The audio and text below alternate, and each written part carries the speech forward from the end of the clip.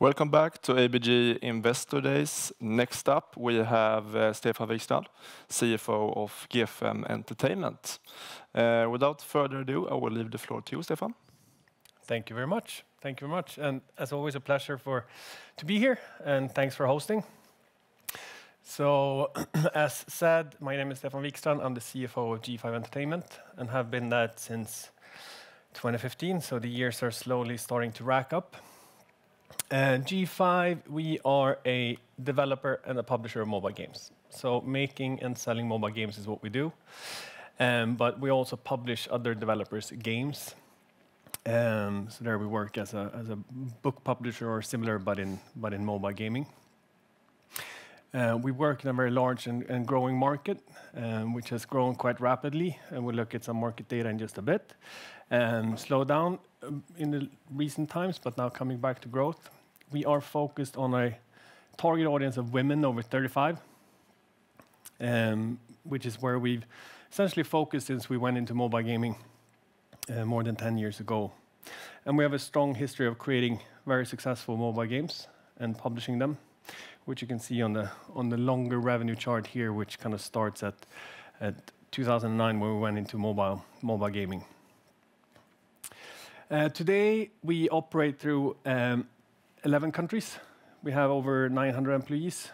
So we're listed here. So this is our kind of technical headquarters, but we also have a very important office in Malta.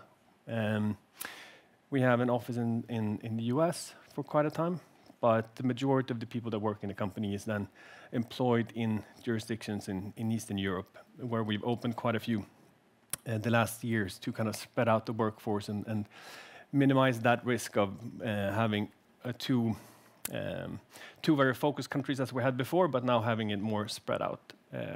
So that is a bit of a change in the last 18 months compared to how it was before.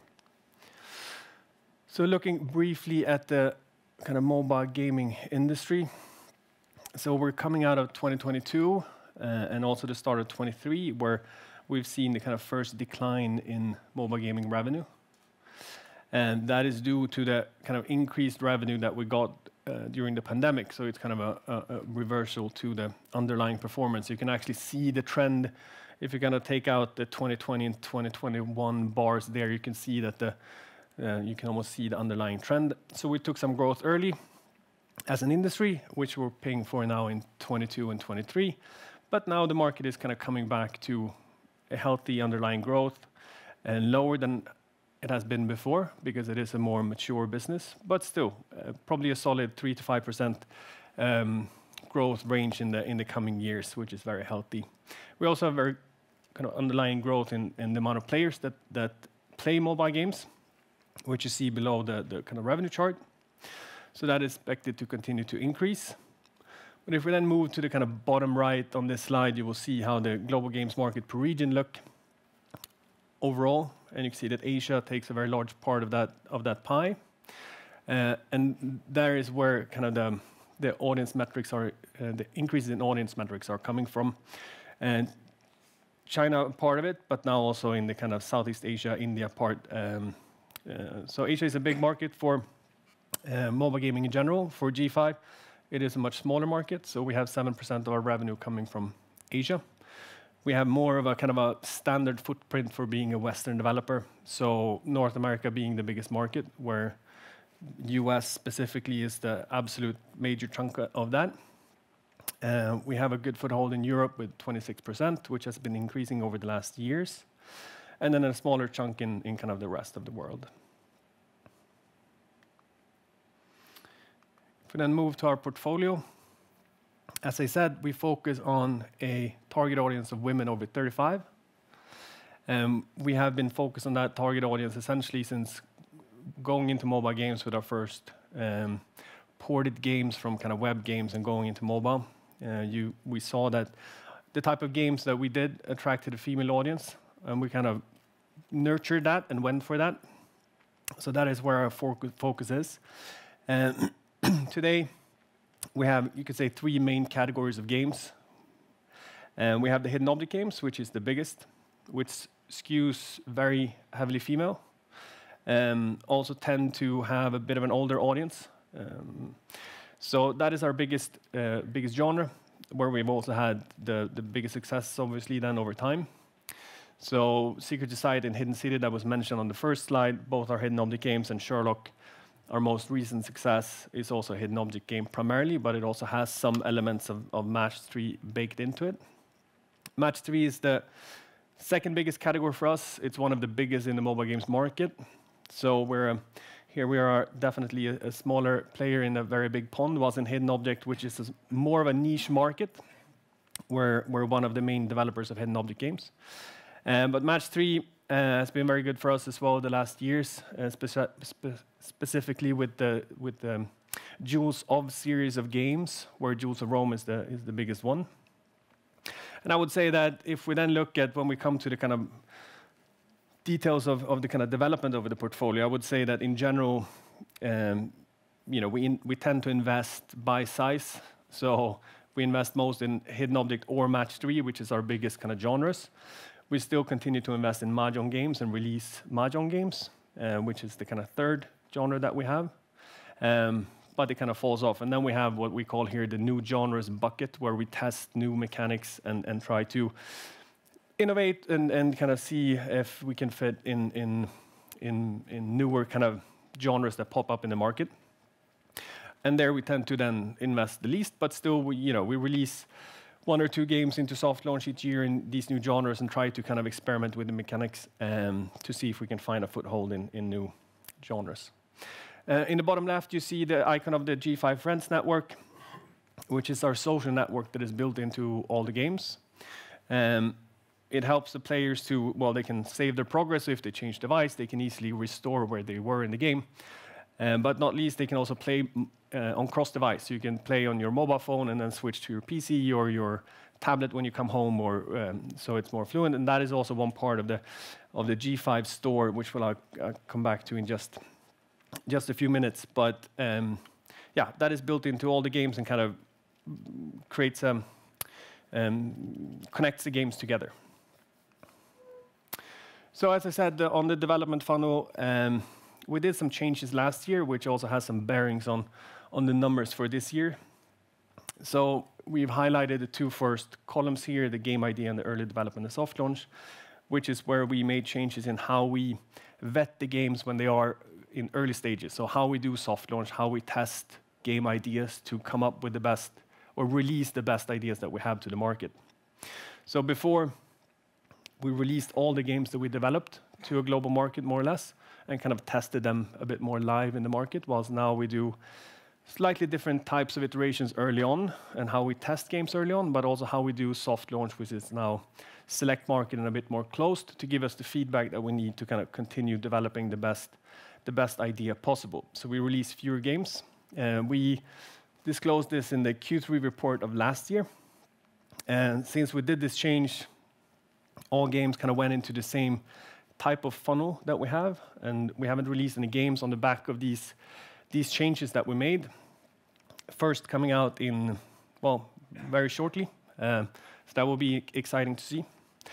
The other parts of the kind of game development lifecycle are more or less the same as it was before. You release a game, you scale the game with marketing. At some point, you will reach a peak revenue, which is natural. You get kind of a more mature, you start tweaking a bit on how you do marketing. You get a more mature audience. You usually see a drop-off in revenue, which then flattens out, and you have an amazing long-tail revenue, which I always come back to in these presentations, because I think even though we've said it for probably 10 years by now, I still think it's an underappreciated part of mobile gaming that is much more sticky than people expect. So the revenues continue to come in from the games, and also they tend to be a lot more profitable in that stage as well, because you reduce the marketing, and thereby you get a better operating result from the game. So, as I said, we've done a lot of work on the portfolio over the years. And 17 and 18, we had a lot of changes to the development teams. We got a lot of games out of that, Sherlock, Jewels of Rome being 2 examples. That increased the share of own games that we see in the portfolio, whilst to a very healthy kind of 70%. We said I don't remember exactly where we were when we started that kind of transition, but we were probably at maybe 30. So over 17 to 2021, we saw a big transformation in how the portfolio was constituted. So now we have a much more healthy balance, which was what we set out to do when we started doing these changes to the development teams. And now last year, as I said, we've done some additional changes in how the process to making games are made. So hopefully we'll see the same result coming out of those changes when we get new games out to the market. One big positive thing that we've had the last few years is our G5 store. The G5 store is our direct-to-consumer offering. So instead of going through Apple and Google or Microsoft in our case, which all of us do in this industry, we have a path of reaching the consumers directly. So that is the G5 store. It is primarily today, the biggest part of it is on Windows, but it's also available for Mac and to a certain extent Android as well. So if we look at Apple and Google, for example, they charge 30% for their hard work of publishing our games and supporting kind of servers and infrastructure, etc. Microsoft is at 12%, so significantly lower. But with the G5 store, we take on board a bit more responsibility when it comes to compliance, etc. That costs us some. We have to pay for the payment provider, but we're still in single-digit % in how much it costs us. So it's a significantly better deal for us, and we also get a direct channel to the consumer, which of course is important as well. So today, G5 Store is over 12% of our revenue. It was 4 to 5% last year in the same period in Q3. And you can see the growth. It's very, very solid. And it's been growing like this more or less since we launched it in 2021. So growing bigger and bigger. As I said, 12% today of our revenue, of our net revenue, and we don't see why it couldn't continue to grow. We see peers that have double the share of revenue coming from direct-to-consumer platforms, and it is a very big market out there. So we don't see why we can't continue to grow the G5 store, which also has a positive impact then on the gross margin for obvious reasons. And you can actually see that in the last report where year over year the gross margin increased from 67.6% to 68.1%, so 0.5% up, whilst we also had a reduction or we had a larger share of revenue coming from licensed games. So that usually has a negative impact on the gross margin. So it really helps us in the long run, and also a new channel that we can promote the next game that is coming out with much lower fees. So we're very proud and quite excited about how well the G5 store is performing, and let's see how the mobile ecosystem, if it by law or by push to the stores, that ecosystem will open up even more. Well, then we have the infrastructure and the tools ready to take advantage of that in full. So certainly a very, very positive thing that we're very excited about. So looking briefly at the financials. So as I said, 71% of revenue coming from own games. You can see that we have a decline in revenue on the top chart there. We have a bit of a maturing portfolio of games. Sherlock was released in 2020, so it's almost exactly 3 years today, I think. I think it was released in this time of the year. Whilst we're waiting for the new games coming out of the new pipeline. But still, very healthy performance, and once again, I think the long-tail revenue of the mobile games is underappreciated. So we have a lot of games that perform very solidly in this, and even though it is a maturing portfolio, it is a very kind of gradual decline. If we then move to the gross margin, as I said, the gross margin on the other hand is going in the other direction thanks to the improving mix in owned versus licensed game over time. This is a longer chart, so this starts at 2017. And as I said, we did a lot of work there, and we then started releasing games on the back of those changes. And then you can see the improvement in gross margin. We have a jump in 21 when Microsoft lowered their fees. But then we've improved further from there thanks to the G5 store and also the mix between owned and licensed games. One thing that I should mention that I forgot of revenue is, of course, as well, the average spend that we have per user. So that has been very stable over the last quarters. So we have an average spend on the paying audience. So in mobile games, the majority of people don't pay. Even over their lifetime, the absolute majority, they never pay in the games. So roughly 10 to 11% of the players pay at some point during their journey with our games. Every month, roughly 3% pay, but the ones that pay, they pay on average 63 USD in Q3, but it's been around 62 to 64 the last year, which is a very strong number. So for the paying audience, well, obviously, or we hope that they appreciate our games, and that's why they want to spend in them. But we have a very, very high spend in the games. And our games are very much focused as well on the in-app purchase part of the mobile gaming industry. So we have fairly low revenue coming from ads, so it's only 1%, whilst we have peers, or you have the broad range. You have games that have the complete reverse situation. They have 99% ads and 1% in-app purchase. But if we look at kind of the bigger peers, they're probably in the 20 to, or at least 20+% range, whilst we only have 1%. But we've always been very focused on providing a very strong gaming experience in our games. So ads can interrupt that. So we've always focused on the in-app purchase part, and that's why we also have very strong metrics there.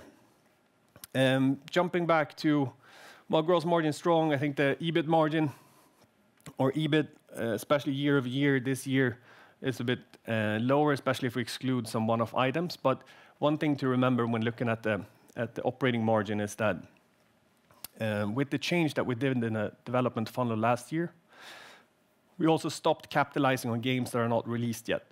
So we have a bit of an accounting effect that impacts EBIT negatively year over year. So good to bear in mind. That does not, though, impact the cash flow. And we continue to have a very strong free cash flow. So cash flow before financing activities was 25% in this quarter, despite it was impacted negatively by operating capital of negative 15 million, if I remember correctly. Financing activities, we do quite a bit of buybacks and have done over the last years. In Q2, if you look at the cash chart there in the lower right corner, cash is also impacted in Q2 specifically by the dividends that we pay. So we both do dividends and buybacks, and have done that for years as well. So very kind of healthy underlying performance of the company in the kind of wait for the development funnel starting to produce new titles that we can bring to the market.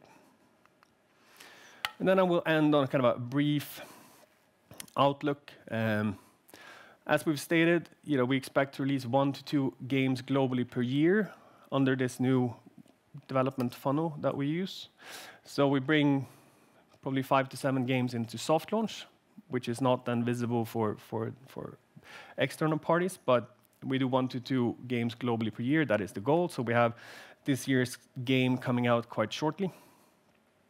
And we work actively then with a kind of a very broad pipeline of game ideas in various stages. So you can see we have 7 games in soft launch, but we also have 36 new game ideas that go into kind of the top end of the funnel and is being tested and figuring out which are best. And then they go into pre-production and then continue from there. The G5 store continues to be a very positive part of the story currently. We expect that to continue to increase if it can grow with the same percentages sequentially. Let's see about that, but it is a very strong performance, and we expect that to be able to be a lot higher a year from now. We have kind of guided for user acquisition or marketing in games is a very big cost item in the P&L, so we've tried to kind of guide for that in the last years just to not give any negative surprises, and we expect to continue to have the user acquisition spend in the kind of range that we've guided last year, so 17 to 22%. So if you don't hear anything, we will stay in that range. And we continue to have a super strong balance sheet. We have no debt. We have a very good free cash flow. We do the buybacks and dividends and remain that kind of remaining a very healthy company in that sense. Yeah, with that, I think I'll wrap it up. Great. Thank you, Stefan. Right on time. We have time for a few questions. So let's start with the new games, both the full release but also the soft launches. What genres are you focusing on primarily, or is it very spread out between the three different main categories? It is in all four, you could say, with the new genres, but I would say, you know, it kind of follows the waterfall that I talked about, primarily hidden object and match 3, mahjong a bit, and then new genres experiment as well. So that's kind of, yeah, the amount of, if we have 7 games in soft launch, the majority of them should be hidden object or match 3, and then mahjong and new genres, maybe 1 or 2. So that's kind of how it looks. And then what comes out of that and what's going into global launch is then, of course, the best ideas that we can create. And then if that is likely not a mahjong game, but if it would be, you know, that will be released. And so that we'll see. But I think that if I was a betting man, I think hidden object or match 3 is probably a good place to start looking. That makes sense. You touched on the different profitability profile on old versus new titles. So maybe could you just give maybe a few examples of what kind of profitability differences are we talking about in terms of EBIT margin on some old versus new games? Yeah, but I can give a, you know, if a game makes $1 million or 2 million or 4 million, that doesn't necessarily require a differently sized team. So you have kind of a fixed cost part going into any game, but the big variable part is the user acquisition. So a game that is growing, you know, you can easily put in 40 to 50% of revenue. Going back into marketing is as long as you see it scale. But you know, when you get into that kind of maturing phase and you have the long tail, you know, you're probably down to 15 to 25, or maybe even lower. So then, of course, if you have a title that makes, well, you know, it's kind of simple math from there. You know, if you have 10, 15, 20% in difference in terms of how much revenue goes into user acquisition, well, that's what falls down to the bottom line on the game as well. So, and then if it then makes 4 or 2, you know, it is a huge difference, no matter the size, I would say. So, you know, that's the kind of easy way to look at it. Then you can, of course, make everything more complex and go back to your kind of finance studies in school and do very kind of break it down even further. But I think that is the core of it. The marketing is the big variable when it comes to a growing game. And you know, when you get into the kind of mature phase and long tail, if you reduce that 30% or from 50 to 20, that has a huge impact on the profitability. So you know, you might have less revenue, but you certainly have more profitability after peak than you have in the scale-up phase. That makes sense. And you're making good progress on the G5 store sales, now 12% of revenue. Next year we have the EU's Digital Markets Act entering force, so to say. Do you think you can see any, what kind of impact do you think you could see on your direct-to-consumer sales from this initiative? No, but there are certainly there's certainly parts of that legislation that requires us to do some extra work. That I actually had a call about that just before, or when I was at the airport coming here. So we certainly need to look at that. I don't think, as far as I can tell, we're not Twitter that kind of rely on free speech and thereby have to exit the market just because it gets too tough to moderate. You know, we are in an entertainment genre, and our forums are hopefully a bit more friendly than what you can find on social media.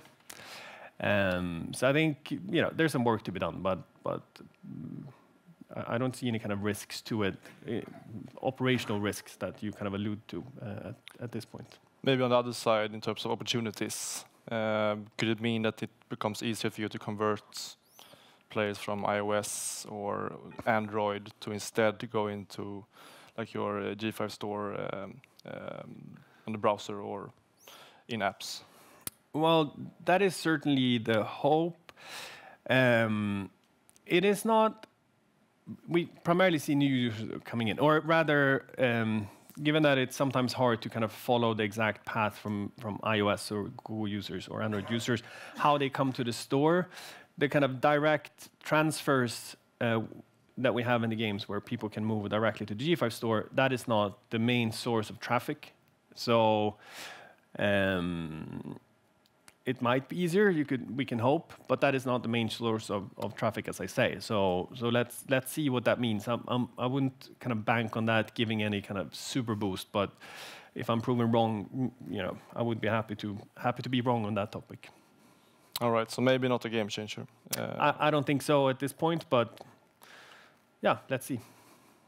All right, I think that's all we have time for. Thank you, Stefan, and thank you, the audience, for tuning in. Thank you. Thank you.